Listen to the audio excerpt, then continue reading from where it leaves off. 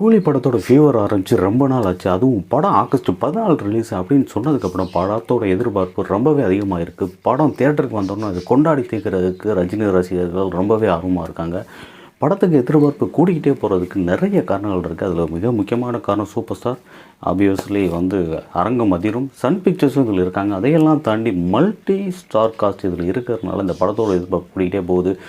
பாலிவுட்லேருந்து அமீர் கான் வர்றாரு, தெலுங்குலேருந்து நாகார்ஜுனா வர்றாரு, இங்கிட்டிருந்து உபேந்திரா வர்றாரு, மலையாளத்துலேருந்து சுவாபின் வர்றாரு. இதெல்லாம் தாண்டி சத்யராஜ் இந்த படத்தில் ஒரு முக்கிய கேரக்டரில் சூப்பர் ஸ்டாருக்கு நண்பனாகவே நடிச்சிருக்காரு. சத்யராஜ் சாரை பொறுத்த வரைக்கும் 80s சூப்பர் ஸ்டாரோட நிறைய படங்கள் பண்ணியிருக்காரு. பண்ண படங்கள் அனைத்துமே பார்த்தீங்கன்னா வில்லனாக தான் பண்ணியிருக்காரு.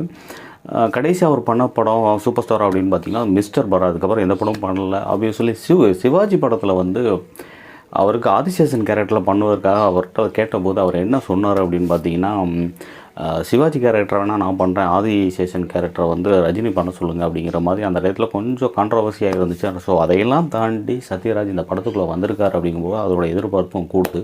கடந்த ஆகஸ்ட் 2 நடந்த ஆடியோ லான்ச் ப்ரோக்ராமில் சத்யராஜ் சார் என்ன பேசியிருக்காரு அப்படின்னு பார்த்தீங்கன்னா, நான் சூப்பர் ஸ்டாரோட நிறைய படங்கள் பண்ணியிருக்கேன், அது எல்லா படங்களும் வில்லனாக அமைஞ்சிருச்சு, நண்பனாக ஒரு படம் கூட பண்ணலை, அதனாலே இந்த படம் பண்ணியிருக்கேன் அப்படிங்கிற மாதிரி சொல்லியிருக்காரு.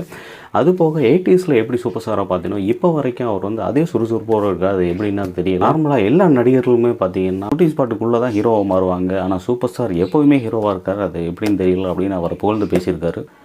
அமீர் கான்மே கூலி படத்தில் எந்த கெட்டப்பில் இருப்பாரோ அதே கெட்டப்பில் இந்த ஆடியோ லான்ச்லேயே ஹைப் ஏற்றிருக்காரு.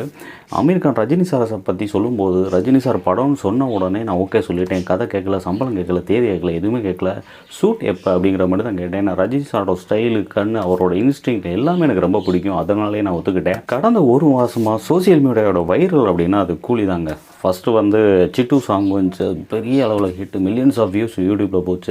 அதுக்கப்புறம் மோனிகா சாங் வந்துச்சு, அதுவும் பயங்கர ஹிட். பாட்டு உண்மையிலே பார்க்க ரொம்ப நல்லா இருந்துச்சு. அதே மாதிரி இப்போ படத்தோட ட்ரெய்லர் இப்போ ஹைப் ஏற்றிருக்கு. இதையெல்லாம் தாண்டி கடந்த ஆகஸ்ட் 2 படத்துக்கான ஆடியோ லான்ச் நடந்திருக்கு. அதில் பார்த்தீங்கன்னா எல்லா மல்டி ஸ்டார்னர் கலந்துருக்காங்க. அமீர் கான்லாம் படத்தில் என்ன கேரக்டர் வராரோ அதே கெட்டப்பில் அசத்திட்டு போயிருக்காரு.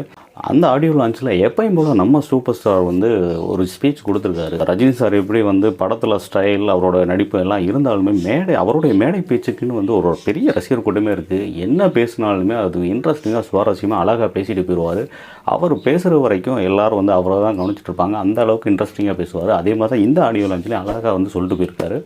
சூப்பர் ஸ்டாரை பொறுத்த வரைக்கும் கண்டிப்பாக அவர் பழசெல்லாம் மறக்காதவர். அவருடைய பழைய நினைவுகளை அவ்வளோ அழகாக எடுத்து சொல்லுவார். அந்த மாதிரி தான் இந்த ஆடியோ லான்ச்லேயும் பார்த்தீங்கன்னா அவர் அந்த டயத்தில் கூலி வேலை பார்த்ததாகவும், ஃப்ரெண்டு டேய் பார்த்தியா எவ்வளவு அந்த டயத்தில் நீ எவ்வளவு ஆடுனா இப்போ பார்த்தியா கூலி வேலை பார்க்குற அப்படிங்கிற மாதிரி அவரை கிண்டல் பண்ணதாகவும், அதுக்கு ரஜினி அந்த இடத்துல நான் அப்போ தான் உடஞ்சி அழுதேன் அப்படி